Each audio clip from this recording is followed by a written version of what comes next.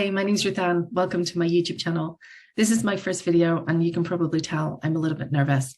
I'm also extremely lucky. I get to interview Wendy Behary. Wendy is the former president of the International Society for Schema Therapy. She developed schema therapy for narcissism, and she wrote the book on schema therapy for narcissism, Disarming the Narcissist, which is now in its 3rd edition.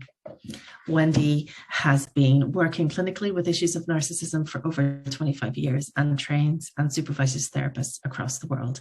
She's a leader in the field, and I'm privileged to count her as a colleague, a friend, and a mentor.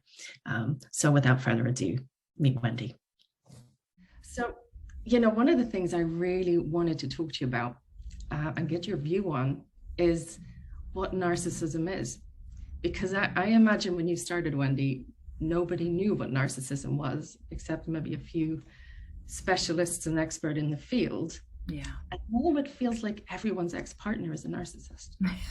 Kind of used as an insult, And you know that well because you and I have talked about this quite a bit, and you've done some incredibly beautiful work with individuals who are dealing with issues of narcissism, whether they themselves are carrying the traits or they are the offended parties who have grown up with someone with this personality disorder or personality type, or they're living with them, or they have been in relationship with them. And I'm delighted that you are there in the UK, able to accept some referrals because it has become such a large issue over the years. The need for people who are competent and skillful and can really see this keenly and know how to use an effective approach is critically important. So I'm grateful for you being there and able to accept these types of clients into your practice and consultations.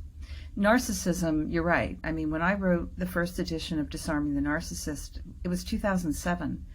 And there was a little handful of clinical books, for the popular audience and for therapists. I mean, there were the older versions of this and the terminology, which was really limited to our industry. But to the lay public, to the general audience, this word was really misunderstood. It still is, unfortunately, but it was really misunderstood. And so this little handful of books that was available for both clinicians as well as the general public was small. By the time I wrote the 2nd edition, 2015, I think, there were probably 300 books. And now in 2021, when my 3rd edition came out, thousands of books on this topic. That doesn't mean that, it's not a sign of just consciousness raising. I think it's a sign that the term became very popularized based on political leaders. I won't name names, celebrities, sports stars, etc. And suddenly this term was now in local newspapers, national newspapers, news headlines on television. It was all over the place. So it landed on the kitchen table and people were talking about narcissism. And now, as you said, everyone's partner, friend, boss is a narcissist. And that's just not true. Number one, as you and I know, it's very important to understand what narcissism is and what it isn't. And I like to say that, at the core of narcissism, you have someone who is highly self-absorbed, has a strong attitude or sense of entitlement to do as they please, to make the rules, to break the rules, can be controlling and domineering, arrogant and self-righteous, attention-seeking, approval-seeking, charming, looking for status, dismissive, detached, aloof. There's a lot of traits that go into this personality type, and at the severe end of the spectrum, where they all bundle together, you may have what we call narcissistic personality disorder. Apologies for the background noise. There's some construction outside my door. You have narcissistic personality disorder, but I think best for everyone to think of narcissism itself as happening along a spectrum, meaning levels of intensity and severity and numbers of traits that one may possess, and types that are more aggressive and grandiose and that overt form, and then that covert form that can appear to be a little bit more inhibited, but shows up as the victim martyr type, the poor me. Still looking for attention and extraordinariness, but what I like to call the super sufferer when we meet them in the clinical room. Yeah. I guess one of the things I am really struck by is when someone says this person's a narcissist, it's very often such an insult. And it's in some ways can be so dehumanizing. Yes. And one of the things I love about your work is the ability to bring a sense of compassion to what can be some very difficult traits and difficult behaviors and difficult interpersonal styles, whilst at the same time not letting people off the hook for the ways in which they behave and how they might affect other people. Yeah. And I guess I'm wondering, how would you like to bring that to the popular discourse around narcissism, how we talk about it? Because it's very interesting to me. I also meet people who are terrified of being labeled a narcissist. Yes. Yeah. I mean, it's a pejorative label. Yeah. You're right. There's nothing about this that is friendly and welcoming. To call someone a narcissist or to receive that label. And I think that, my work and your work too is informed by schema therapy, which is a needs meeting model, if you will. And narcissists tend to need limits and accountability and the capacity to begin to become more empathic and aware, responsible for the behaviors that impact others in ways that can be very hurtful, even abusive.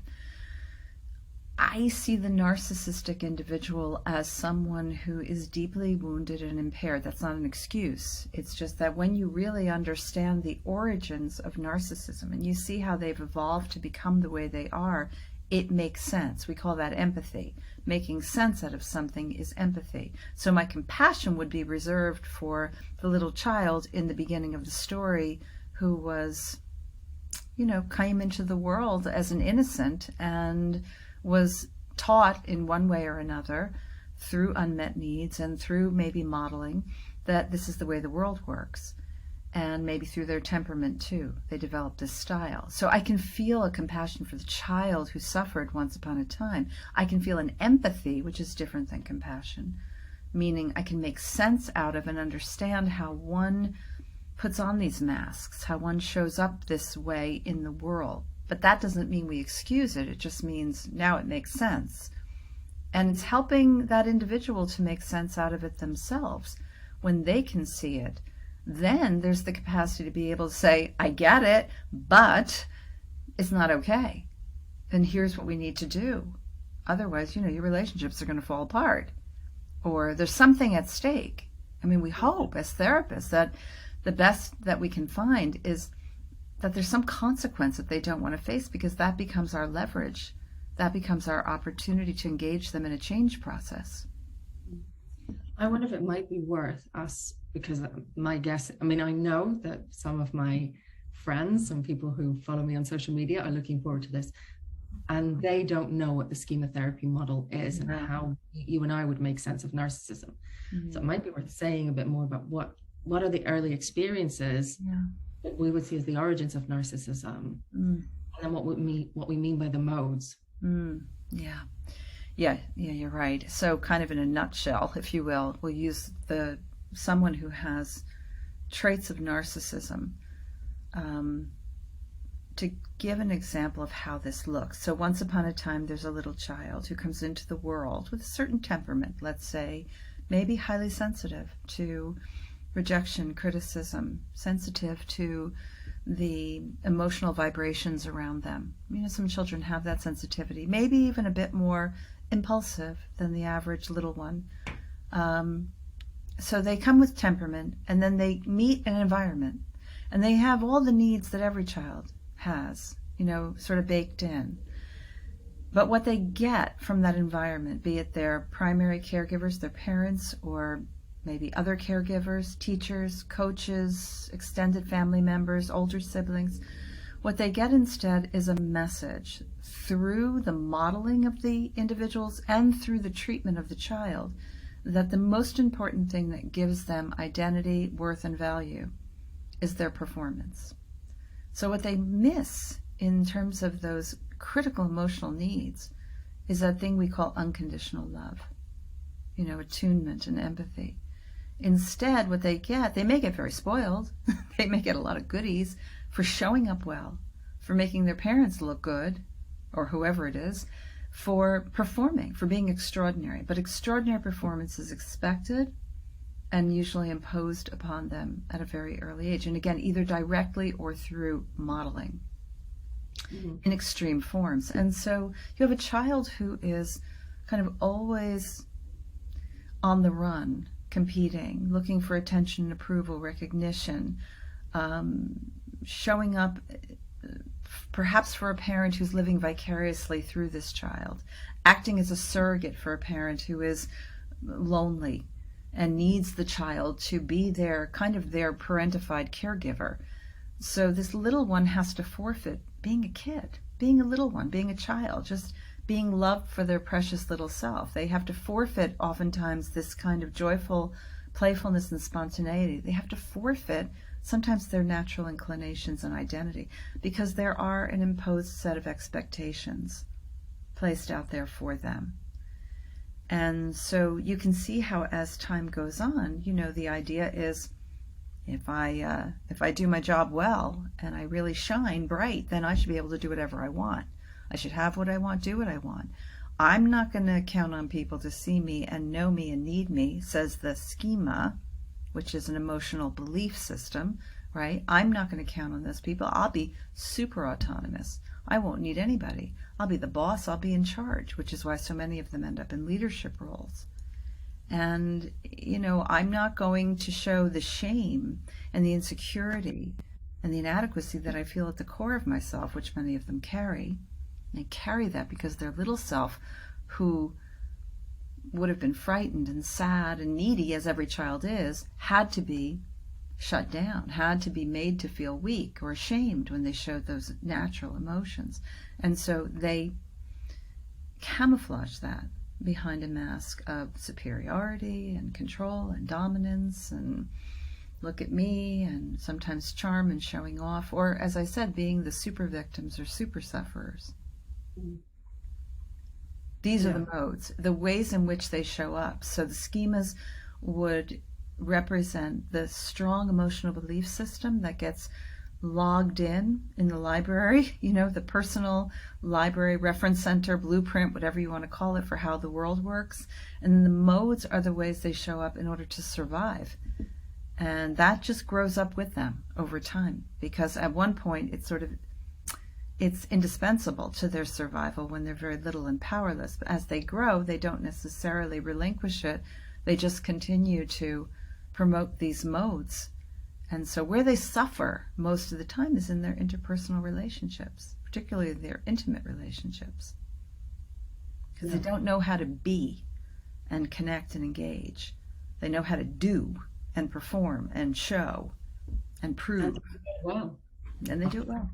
Very well. Yeah. Yeah. It's always very surprising, I think, to people when you tell them actually underneath all of the bravado and the showing off and the ultra high performance and the condescension is very often someone who never feels like they're good enough. I'll never be good enough. I'll never be loved or accepted as I am. I have to be extra special, extra amazing. And very often that's not the feeling underneath. And they don't know it. They don't even know that that's what lies in the underbelly of their experience, because we both know that when you confront them on this early on in treatment, they totally deny it, right? It's really hard at first for them to embrace this idea that there's a very insecure little person, living in the heart and soul of their early experience. Which then brings me to the very interesting question, because many, many therapists will say narcissism is not treatable.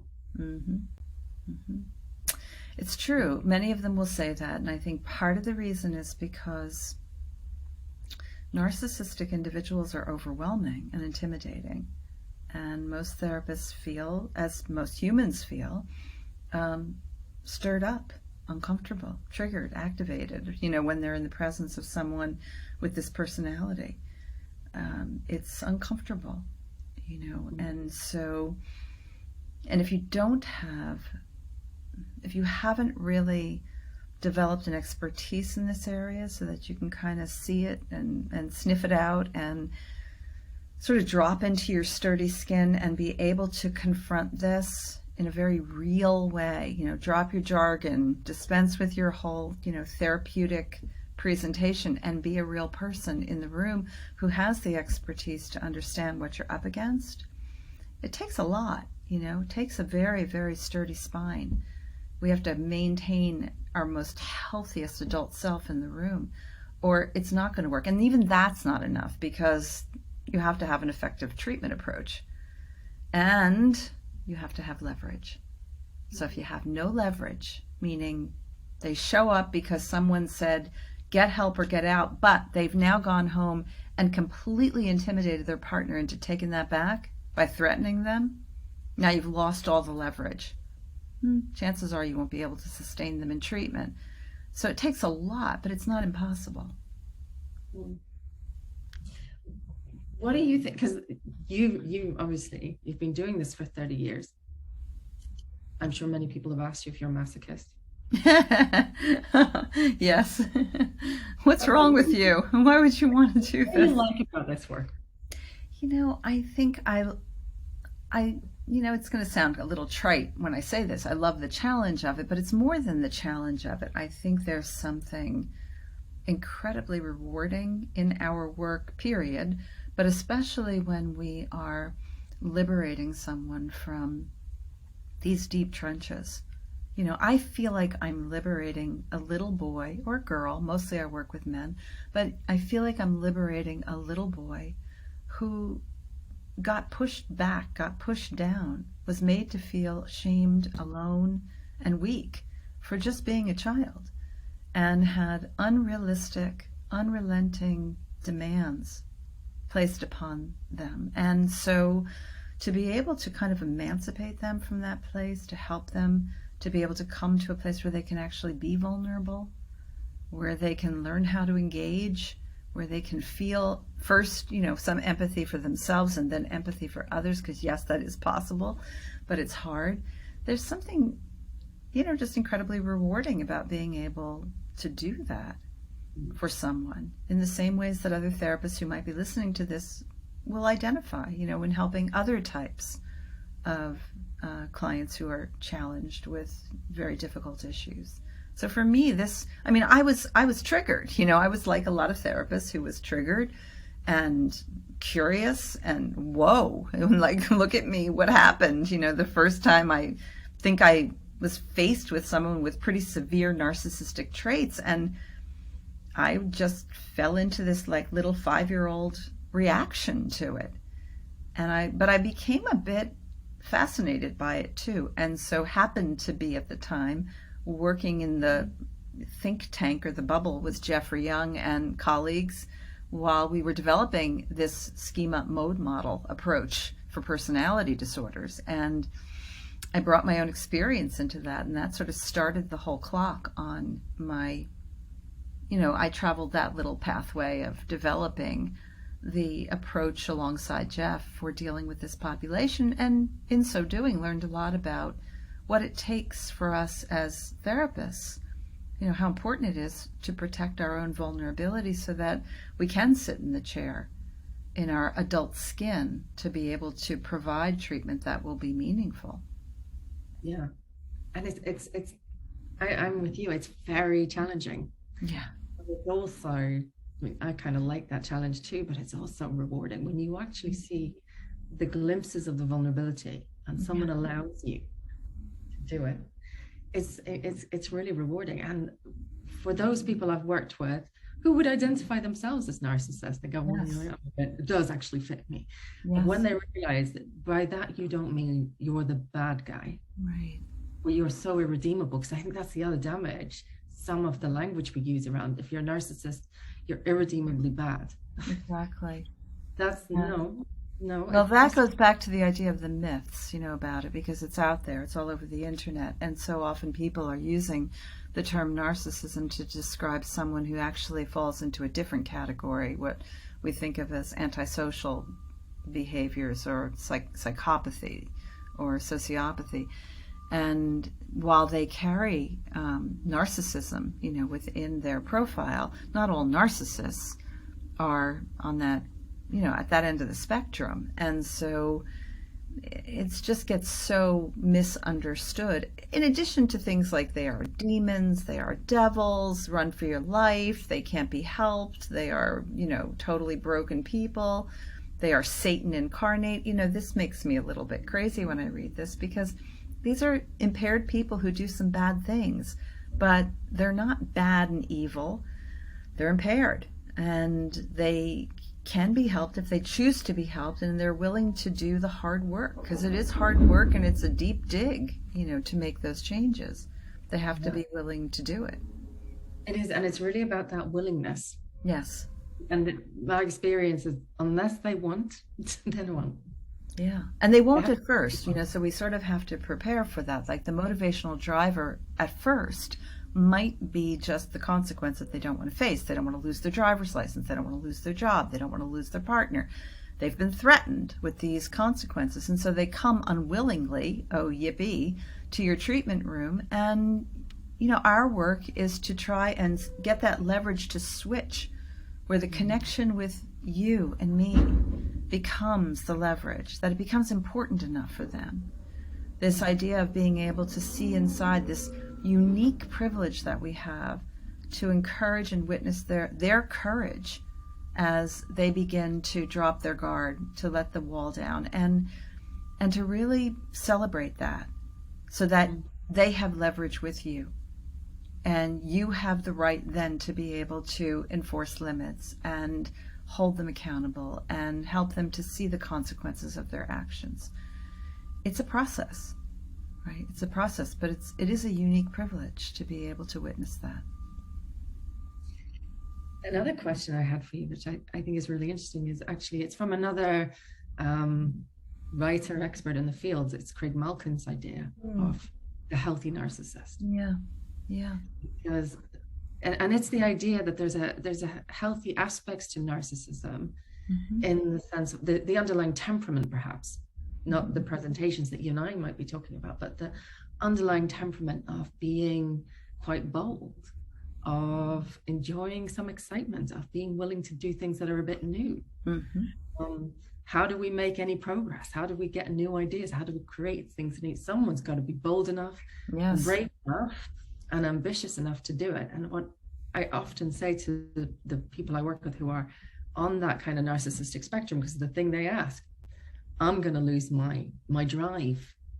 You're going to tell me, okay, you can just go around and be fluffy and nice to everyone. I'm not up for that. Right. If my company, I need to achieve. And I'll often say to them, I want you to achieve. I actually don't want you to drop out of your company. I don't want you to give up your career. I want you to achieve. But what I really want is for you to know you're okay, regardless of whether you achieve. But when you achieve, you get to bring everyone else with you. You raise everyone else up too. And guess what? Instead of resenting you for it, because you're the big show off, they're really happy for you. It's lovely. Yeah, that's lovely. And so right on, so spot on, Ruth Ann. I mean, Craig Malkin's work, his book, Rethinking Narcissism, which is really a good read. And he's a brilliant guy. I like Craig, and I respect his work so much. And I do think that, there are healthy narcissists. It sounds like a weird oxymoron or something, but it is those who sometimes will step on toes, and they may have to push people aside a little bit, but their mission is for the greater good. There usually is a greater good attached to it in many cases. So they do tend to be quite bold and quite, focused and, eye on the target, ambitious, but they also can be a lot of fun, as well. They can have a lot of high-spirited energy. Yeah. Really early on in my career, and he always used to make me laugh because he always used to say, if you want to go far, ask forgiveness, not permission. Yeah, that's good. I like it. I like it. As someone who was incredibly driven, Mm-hmm. and if you needed a psychologist, he would be the one you want. Yeah. Because he was incredibly committed to patients. He gave the best possible care. Yes. It really was phenomenal. He really drove management crazy, but you couldn't fault him. That's great. And also as a supervisee, I couldn't fault him. He gave a lot of time. He was very generous. He really did a lot to educate, teach. So I love what you said too. If we can just go back to what you said about the losing my, that what I hear is I don't want to lose my edge. And so by allowing my vulnerability to come through, or sharing emotions, or putting things in emotional language, I lose my edge. And so there's this terrifying, perception, I guess, that, by allowing the emotional side of one's personality to begin to be, to wake up and to be welcomed into the world, one becomes mediocre. One becomes less proficient. And I always tell the story about the surgeon I worked with, where I said, I'd love for you to be my surgeon. Your precision, your attention to detail, your extraordinariness, your ambition, your competence, your kind of award-winning skill. I'd like to be on your table if, God forbid, I need surgery, but I don't want to go home with you. Because, the other side of it is the emotional piece, and they don't know how to turn that off at the door and go into that intimate space. That's just so foreign. They can be charming, yes, but intimacy is different than charm. And as you put it so nicely, Ruth Ann, there's just this sense that they don't know that they are fine. And when I say to a client, if only you knew that you were fine. I know I'm fine. I think I'm better than fine. I'm pretty terrific. I mean, look at, they give you the list of all the reasons why. And I say, those are wonderful achievements. That's not what makes you a lovable human. It's what makes you impressive as someone who is accomplished and a good performer. But I'm talking about just being a lovable human. You don't know that you're okay, because if you did, then you wouldn't have to work so hard to try to prove yourself. And that usually gets their attention, gets them to think about that other part of who we are, the being and the doing. Yeah. All that said, I know the other part of your work and my work is very often working with people who have been very negatively affected by some of these behaviors. Yeah. And it's the children, partners, siblings, employees, supervisees of people who show these kind of characteristics. Yes. And that can be heartbreaking, because you can sometimes meet someone who really has no idea who they are. Yeah, and that's the beauty of bringing narcissism, the term and the conceptual understanding of it, into the public view, because what it has the capacity to do for those people who have been affected is it gives them a chance to really emancipate themselves, right? They can free themselves from all of the self-doubt and self-blame they have carried based on the way they've been treated. Because narcissists can be notorious for that thing we call gaslighting, trying to twist your reality, distort your way of looking at yourself and the world, and what's right, what's wrong, what's okay, what's good. And so partners, especially partners who have been living with this, begin to doubt their own opinions and feelings and inclinations, and feel invalidated over and over and over again. And understanding this, the complexity of narcissism, can be very freeing and can allow them a chance to re-examine their lives and look at the links, because we know so often these people who have been affected by narcissists, this may not be the first time they bumped into that idea that I'm not good enough, or, you know, I'm going to be rejected, or something terrible is going to happen. It may also be linked with their early life experiences, which makes it very hard to, you know, disengage and to care for themselves and to be advocates for themselves. I call it the, you know, the people who go voiceless and who get silenced by narcissism, and helping someone like this to reclaim their voice, and not in an angry way, but in an advocacy way, you know, to be able to have a means for standing up for themselves and changing the dance, and sometimes having to plan their departure because it's untenable. You know, the trust may have been violated in such a way that there's no turning back. But that also is such an important part of I think what we do. It's incredibly rewarding work, actually, when you see someone actually free themselves from that relationship. Yeah. And also begin to, I like the concept as well, that I think is beginning to become into the kind of popular sphere, which is the concept of echoism. Yes. You know, so yes. Narcissus was the person in love with himself, gazing at his reflection in the pool, and Echo fell in love with him. She'd been cursed, and all she could do was echo what the other person said. Yes. And I think that's really true for what happens to so many people in those kind of relationships. Yeah. On whatever sphere, whether that's a romantic relationship, whether that's with a parent or with a boss, it really leads people to lose their voice and lose their sense of themselves. And I often see my goal in treatment is to help people find their authentic self. Yes, and so many of them, I mean, the term echoism, again, was popularized, not founded, but popularized by Craig Malkin also. And these folks, in addition to everything you just pointed out, which is so clearly true, they carry this enormous fear of showing up narcissistic. So they're kind of apologizing mid-sentence for what they say. Oh, you know, I hope I'm not taking up too much time, and oh, I hope I didn't say too much. Oh, I don't mean to be bragging. They're always apologizing, or they're holding back. Such fear of becoming or showing up in a narcissistic way that you see like the opposite of entitlement. I often tease them and say, you need a little narcissism in your personality, just a little bit, you know, like a little more entitlement, because they have none.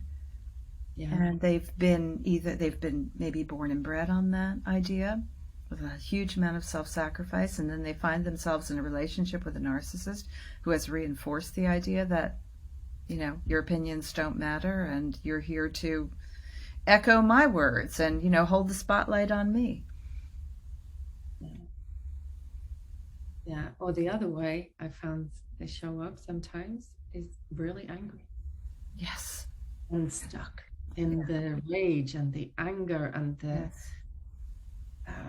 just the fury, which in a way I always think it's kind of healthy, because in a way, at least, you know, at least you're beginning to realize that you're not responsible for all of this. It's not all on you, which like they're kind of more like, I'm so sorry, I'm so sorry, I'm so sorry, I'm so sorry for showing up, I'm sorry for taking up your time. But that real anger, and the thing I often say to them is like, I'm going to send you a video, and I send them links to you on podcasts. I don't have to do this yet. I want to give you a vision of the future, because one of the things I found so helpful in your work is the kind of concept of empathic confrontation, and also the concept of really speaking from your healthy, sturdy, best adult self. And that's you know, you just talked about my baby. This is just so, you know, it's the critical golden nugget for me, is the notion of empathy combined with confrontation. Because I think I would thank all the narcissistic clients I've worked with for helping me to see this very clearly, like how important it is, this particular skill, intervention, strategy, whatever you want to call it. We can also share it, as you just pointed out, Ruth Ann, with our clients who are struggling, between that anger, resentment, and that, oh, I don't know, I don't have the right, maybe I shouldn't, I don't know, what am I thinking? And so they struggle between this kind of self-sacrificing guilt and doubt, and then resentment and anger, and it's exhausting. It's exhausting. Anger can feel very powerful in our bodies, because literally our bodies change when we're angry in a way that heats us up and gets the heart rate pumping, and our fists might clench and our jaws might tighten. And there's this sort of false sense of power when we're angry. It's anger, and the anger is understandable, but it's exhausting. And it's exhausting on the body when it has to be present in order for you to feel entitled to your rights. Shouldn't have to be angry to feel entitled to your rights, even though the anger is understandable. Plus, the message gets lost in the delivery, right? So an angry message doesn't necessarily reflect all the important experiences that you're holding inside, that you have a right to share. Well, the narcissist won't be able to hear it, and they won't listen, and they're just going to shut me down, and they may. They may. But when you can combine empathy with confrontation, you stand a better chance, even if they're rolling their eyes and scoffing in the corner, you stand a better chance of being heard. But even better than that, you hear yourself. You hear yourself telling the truth. You hear yourself being an advocate for yourself. You hear yourself absolutely poised in this controlled, but human, so it can be animated, but in a controlled, conscious, real way. It's very real. So I say, look, I know that this is the way it usually goes for us. We end up going down this dark tunnel together, and then we end up escalating. And I can feel the anger escalating in me. You probably can too. And I know you're tired and you've got a lot on your plate right now. So it's probably not even a good idea that we carry on right with this conversation. But I also know that this needs to change, because our capacity to grow old together and share life together and have a future that light is dimming for me. It's not a threat. It actually makes me very sad, but it's just a truth that I want to say out loud. Right? Or I know you have to get a word in right now because you're used to doing that. You do that with your workmates and your subordinates, and you're the boss, and so you get to have your way, and your dad taught you that. I get it. It's not your fault. But this is our relationship. This is an intimate space, and it needs to be safe for me too. And I don't feel safe right now in this space. And I don't want to go down that dark path with you right now, so I'm going to take a break. I'm not going to have this conversation right now. These are hard things to say when you're heated and you're upset and you're scared and you're fed up, but they are so important, because you get to hear yourself, as an advocate for you, speaking your voice, your truth, your words, without the fury and the exhaustion of the anger that, kind of derails all of that meaning. People as well about that is it's hearing yourself, and you're turning off the gaslights. Yeah. Saying, this is my reality, this is my experience. Yes. You can see it differently, but this is how I see it. And I also say, what the reaction is, whatever it is going to be useful information to you. Yes. Because if you're in a relationship and you're questioning, should I stay, should I go, what's the mileage in this, the reaction will tell you a lot. Yes. The reaction to you getting really angry and flaring up is not going to tell you what you need to know. No. And in fact, if anything, it's just, in some ways, it guarantees for the narcissist that things are status quo. Oh, yeah. They know that dance, right? It's like it's the competition, and they will get the last word, or they will slam the door, or they will storm off, or they will roll their eyes, or they'll criticize you.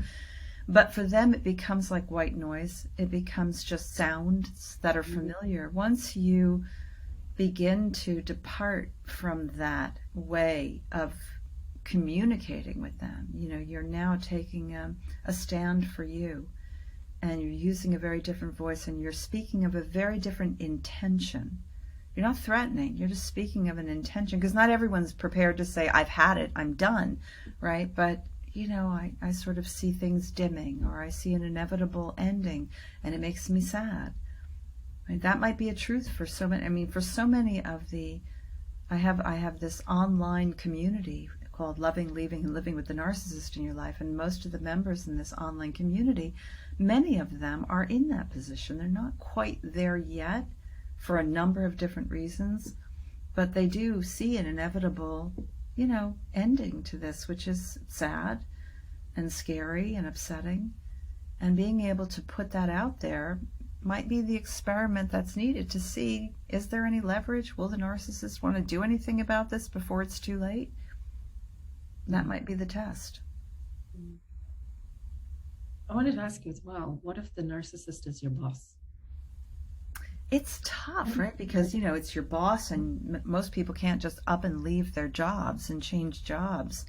So there's this strategy that I find myself coaching people towards using quite a bit, which has a bit of a nauseating side effect, because it means having to, in some ways, fuel or feed the narcissistic need, right? What they call narcissistic supply.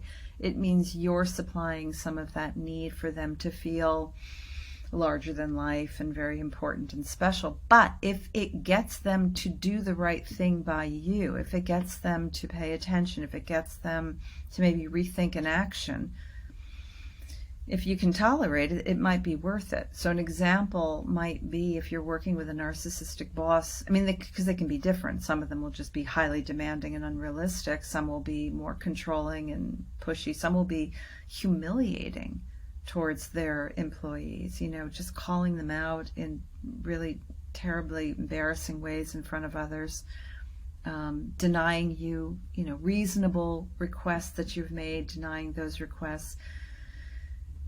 I think whenever you have the opportunity to find a truth, find something that you admire, even if it's just their intelligence or it's their success, or it's something about the work that they're doing that you have learned from them in spite of the narcissism. Whatever you can siphon out of that to make it your truth and to present it to them, it will be helpful. So, for example, I once said to a narcissistic boss, and I think I shared this with you, Ruth Ann, when my daughter was very little and I really wanted to attend, I think it was a recital or something that she was, some performance. And I learned earlier on that by just asking, I would get the eye roll and, I can see where your priorities are. I can see what's important to you. And I got, the devaluing response. But when I entered the room on this day and said, because I meant it, I really did admire this individual. She was really kind of a force of nature, even though she was really prickly and difficult to deal with in terms of her arrogance and her self-righteousness. And I said, I don't know how you do it, raising a couple of children and running this company, and you've got so much on your plate, and you've done so much and you've come so far, and I really admire you for that.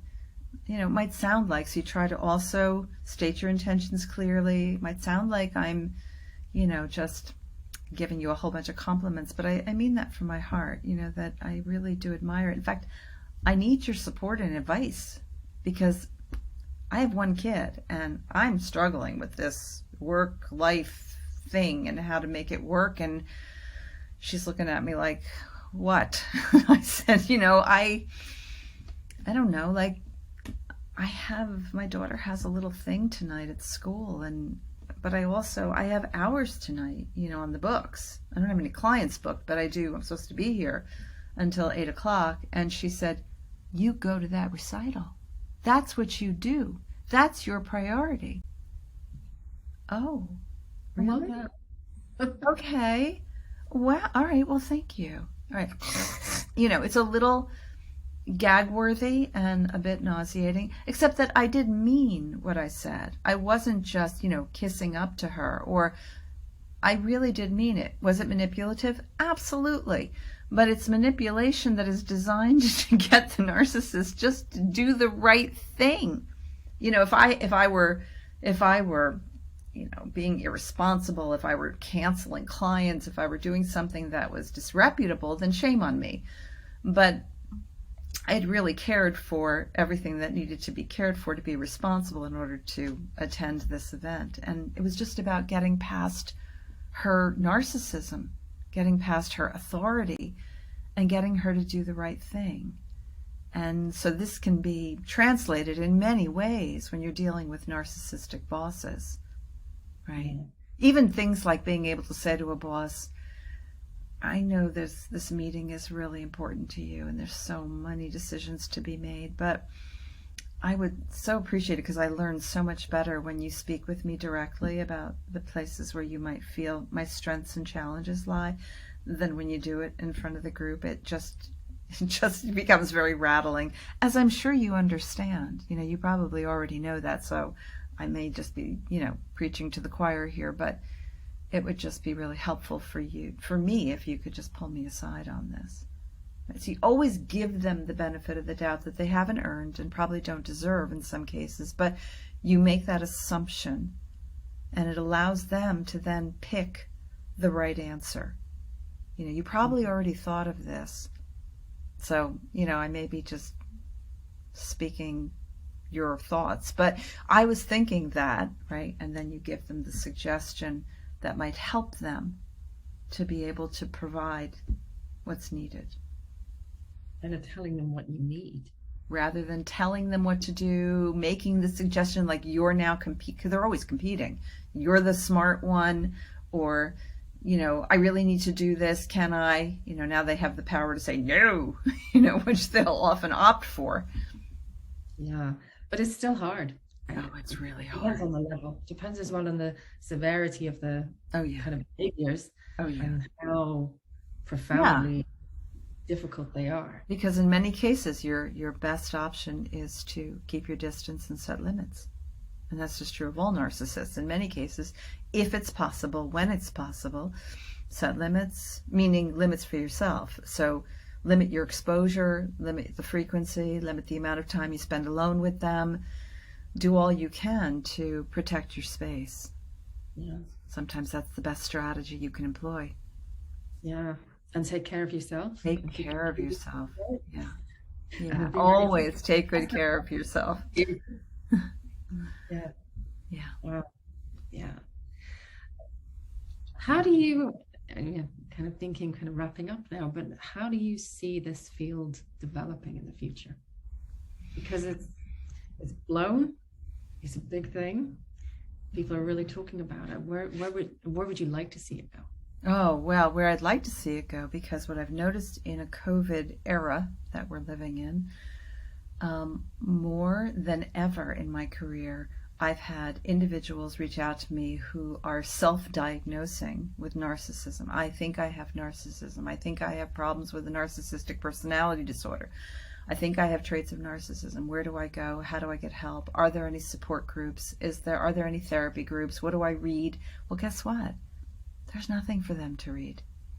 There is nothing written for the narcissistic individual. And although I was tempted to write that book at one time, my publisher thought, no, they're not going to buy it. They're not going to read it. I think maybe we're moving closer now that time has allowed the media to really put the terms out there, people to kind of become more awakened to this reality. I'd love to see more options available for the narcissist. I think there's a lot available for partners and family members just through good therapy and support groups and books, but I don't think there's nearly enough available for the individual. So we need more therapists trained to feel comfortable and competent working with them. We need more support groups and communities and therapy resources for the narcissistic individual. Yeah. That will be very interesting to see. Yeah. Comes about, because you're right, there's nothing. There's nothing. And I often think it's a real shame, because most of the people I work with who would identify as having those kind of challenges, they're so filled with shame. Yes. That actually, if they had something they could read or do or watch that didn't require them to be face to face with someone, to actually begin that process of education. Yeah. Very helpful. Absolutely. I mean, at the risk of sounding narcissistic when I say this, my book is probably a gentle introduction for the narcissists themselves, because instead of the more notorious just blaming and shaming, it really does go through the explanations. And so when I've had narcissistic individuals read my book, they will come away with, they feel a little sting, but they can come away with a better appreciation for the evolution of these traits and survival modes. Yeah. But we need more. We need a lot more. Yeah, sure.